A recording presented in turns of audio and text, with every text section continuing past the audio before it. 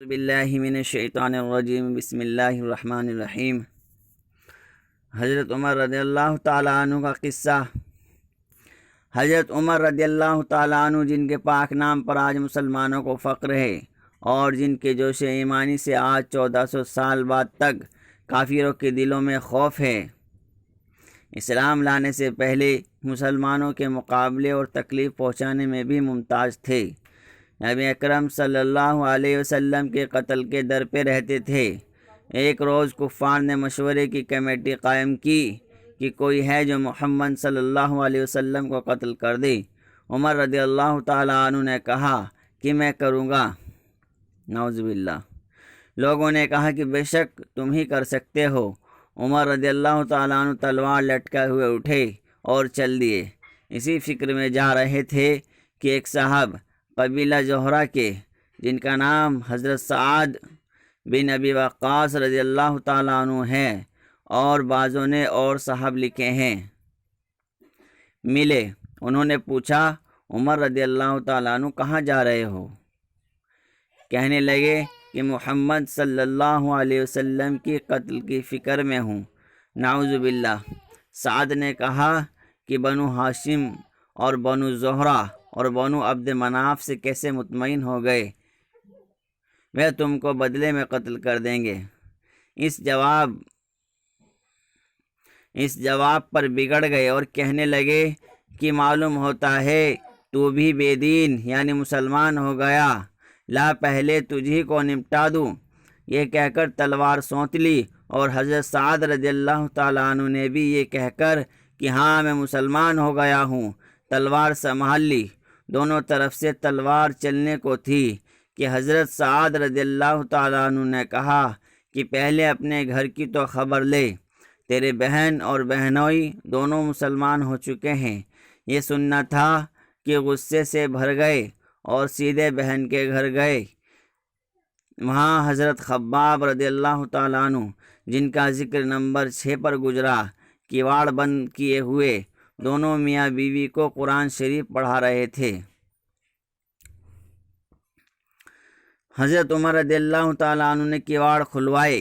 ان کی آواز سے حضرت خباب رضی اللہ تعالیٰ عنہ تو جلدی سے اندر چھپ گئے اور وہ صحیفہ بھی جلدی میں باہر ہی رہ گیا جس پر آیت قرآنی لکھی ہوئی تھی۔ ہمشیرہ نے کیواڑ کھولے۔ حضرت عمر رضی اللہ تعالیٰ عنہ کے ہاتھ میں کوئی چیز تھی جس کو بہن کے سر پر مارا، جس سے سر سے خون بہنے لگا اور کہا کہ اپنی جان کی دشمن تو بھی بد دین ہو گئی۔ اس کے بعد گھر میں آئے اور پوچھا کہ کیا کر رہے تھے اور یہ آواز کس کی تھی؟ بہنوئی نے کہا کہ بات چیت کر رہے تھے۔ کہنے لگے، کیا تم نے اپنے دین کو چھوڑ کر دوسرا دین اختیار کر لیا؟ بہنوئی نے کہا کہ اگر دوسرا دین حق ہو تب یہ سننا تھا کہ ان کی داڑھی پکڑ کر کھینچی اور بے تحاشا ٹوٹ پڑے اور زمین پر گرا کر خوب مارا۔ بہن نے چھڑانے کی کوشش کی تو ان کے منہ پر اس زور سے مارا، ایک تماچا مارا کہ خون نکل آیا۔ وہ بھی آخر عمر ہی کی بہن تھی۔ کہنے لگے کہ عمر، ہم کو اس وجہ سے مارا جاتا ہے کہ ہم مسلمان ہو گئے۔ بے شک ہم مسلمان ہو گئے ہیں تو جو تجھ سے ہو سکے تو کر لے۔ اس کے بعد حضرت عمر کی نگاہ اس صحیفے پر پڑی جو جلدی سے باہر رہ گیا تھا اور غصے کا جوش بھی اس مار پیٹ سے کم ہو گیا تھا اور بہن کے اس طرح سے خون میں بھر جانے سے شرم سی آ رہی تھی۔ کہنے لگے کہ اچھا مجھے دکھلاؤ یہ کیا ہے؟ بہن نے کہا کہ تو ناپاک ہے اور اس کو ناپاک ہاتھ نہیں لگا سکتے۔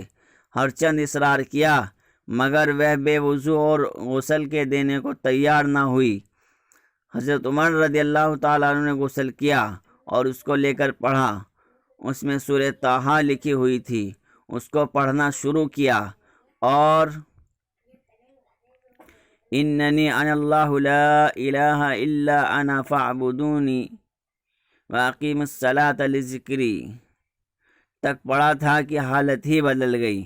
کہنے لگے اچھا مجھے بھی محمد صلی اللہ علیہ وسلم کی خدمت میں لے چلو۔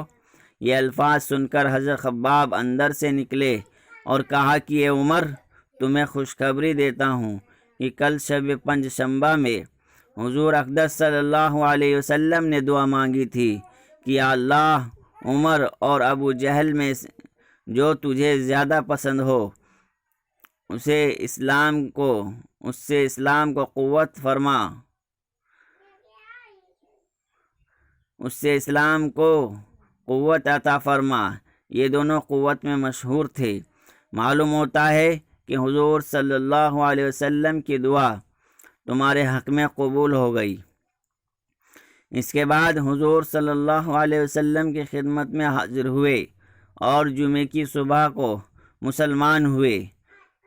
ان کا مسلمان ہونا تھا کہ کفار کے حوصلے پست ہونا شروع ہو گئے، مگر پھر بھی یہ نہایت مختصر جماعت تھی اور وہ سارا مکہ بلکہ سارا عرب اس لیے اور بھی جوش پیدا ہوا اور جلسے کر کے مشورے کر کے ان حضرات کو ناپید کرنے کی کوشش ہوتی تھی اور طرح طرح کی تدبیریں کی جاتی تھی۔ تاہم اتنا ضرور ہوا کہ مسلمان مکہ کی مسجد میں نماز پڑھنے لگے۔ حضرت عبداللہ بن مسعود رضی اللہ تعالیٰ عنہ فرماتے ہیں کہ عمر کا اسلام لانا مسلمانوں کی فتح تھی اور ان کی ہجرت مسلمانوں کی مدد تھی اور ان کی خلافت رحمت تھی۔